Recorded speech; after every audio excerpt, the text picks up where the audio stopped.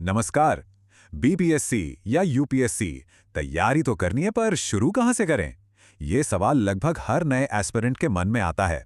अगर आप भी इसी उलझन में हैं तो फिक्र मत कीजिए। आज हम मिलकर एक ऐसा सीधा साधा रोड मैप तैयार करेंगे जो इस पूरे सफर को आसान बना देगा। तो चलिए इस सफर की शुरुआत करते हैं। और हाँ, इसे सिर्फ एक परीक्षा की तरह मत देखिए। ये एक मिशन है। और जानते हैं, हर बड़े मिशन की शुरुआत एक बहुत ही बुनियादी सवाल से होती है। इससे पहले कि कोई किताब उठाई जाए या टाइम टेबल बनाया जाए, सबसे पहले खुद से ये सवाल पूछना है कि आखिर एसडीएम या डीएसपी बनना ही क्यों है? क्या है वो वजह? देखिए, यही क्यों आपका सबसे बड़ा मोटिवेशन है। ये जो लंबा और मुश्किल सफ़र है ना, इसमें जब भी हिम्मत टूटेगी तो यही क्यों आपको आगे बढ़ाएगा। यकीन मानिए, जिस दिन आपका क्यों क्लियर हो गया, उस दिन मंजिल का रास्ता भी अपने आप साफ दिखने लगेगा। अच्छा, तो आपका क्यों अब एकदम पक्का है? बहुत बढ़िया। अब आता है अगला स्टेप, अपनी रणनीति की नींव रखना। इसे ऐसे समझिए जैसे कोई खोजकर्ता अपनी यात्रा पर निकलने से पहले एक मैप तैयार करता है ना, बस ठीक वैसे ही अब हम भी अपना मैप बनाने जा रहे हैं। तो इस मैप के 3 सबसे ज़रूरी हिस्से हैं। सबसे पहला, एग्ज़ाम को समझिए। मतलब इसका पैटर्न क्या है, सिलेक्शन होता कैसे है। भाई, खेल के नियम तो पता होनी चाहिए, है ना। दूसरा, सिलेबस को घोट कर पी जाइए। जी हाँ, इसे बार बार पढ़िए, इतनी बार कि ये दिमाग में छप जाए। और तीसरा, पिछले सालों के क्वेश्चन पेपर्स यानी पीवाईक्यूज को एनालाइज कीजिए। इससे आपको ट्रेंड्स पता चलेंगे कि आखिर कौन से टॉपिक सबसे ज़रूरी हैं।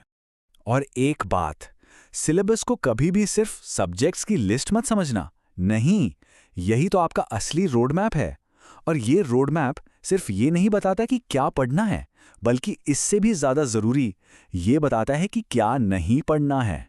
इस एक चीज को नजरअंदाज करने की गलती कभी मत करना। चलिए जी, रोड मैप तो तैयार हो गया। अब क्या? अब बारी है अपने तरकश में तीर भरने की, यानी अपने ज्ञान का शस्त्राकार बनाने की। ये वो फेज है जहां वो सारी नॉलेज, वो सारे हथियार इकट्ठे करने हैं जो इस परीक्षा को जीतने के लिए जरूरी हैं। तो इस शस्त्रागार की नेम क्या होगी? वो हैं एनसीईआरटी की किताबें, क्लास 6 से 12 तक। देखिए, इनको स्किप करने का तो सोचना भी मत। ये नॉन नेगोशिएबल है।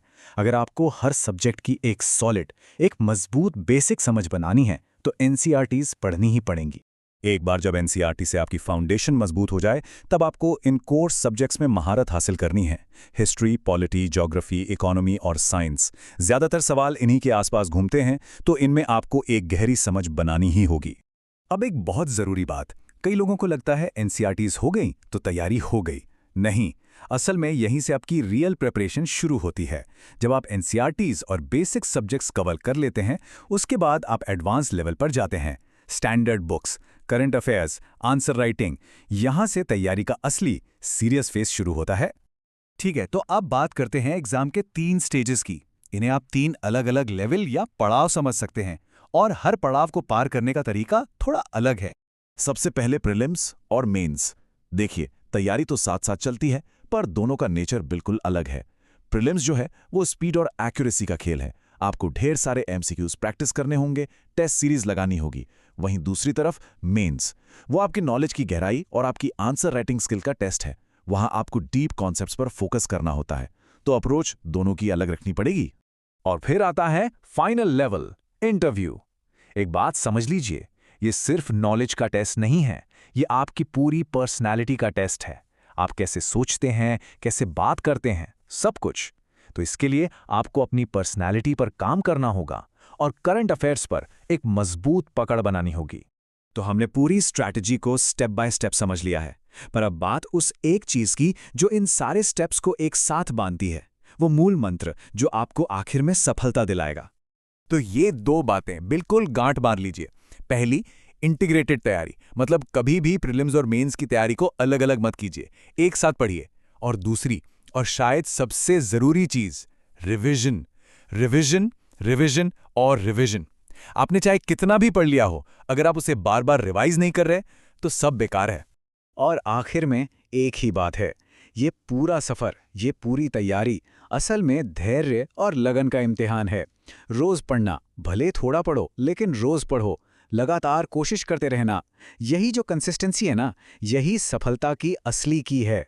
बाकी सब बाद में आता है। तो अब रास्ता आपके सामने है। सवाल अब ये नहीं है कि क्या करना है, सवाल ये है कि क्या आप इस रास्ते पर लगातार चलने के लिए तैयार हैं?